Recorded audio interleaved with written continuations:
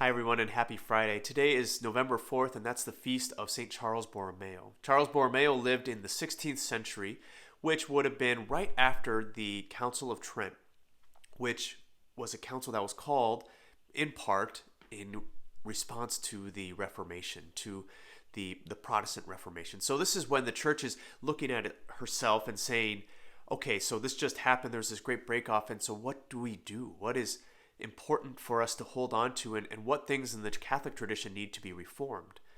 And Charles Borromeo, as a bishop and cardinal of Milan, he led the way in a lot of reforms, in a lot of good ways. We actually call him today the father of the modern seminary because he helped to reform seminary life and what that looks like. I'm grateful to him for that, for my own seminary education and how that was beneficial to me.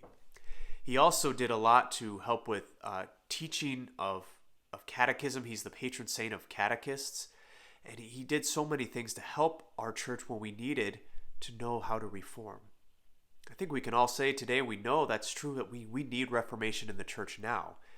But it's also true that the church is always in need of reformation. We're always in need of growth, of transformation, of a greater understanding of what it looks like to live out this call from Jesus to holiness of life and to love of God and love of our neighbor. But it always starts first within. It always starts with ourselves, being reformed ourselves and how we approach the world. How is your prayer life? How are you engaging with God every day?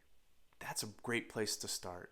Because if we don't first have that primary relationship with the Lord, then we can't go out and reform anything else. We can't go and tell someone else how to live their life if we aren't connected to the Lord.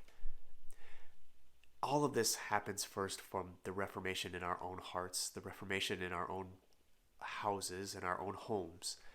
So we can ask the Lord today to help us to be great saints who are willing to look at our lives and to reform and to continually work toward perfection. We're never a done muffin on this earth. We're never one who is going to be done seeking holiness, greater holiness. That is what the life of a Christian is all about, is trying to be more and more conformed to Jesus. And so we ask today, with the intercession of St. Charles Borromeo, that we might continually have that desire to grow in holiness, to be transformed, to be reformed as a church, but first as people, as disciples of Jesus, because he is our goal. He is the one that we are trying to imitate in all that we do.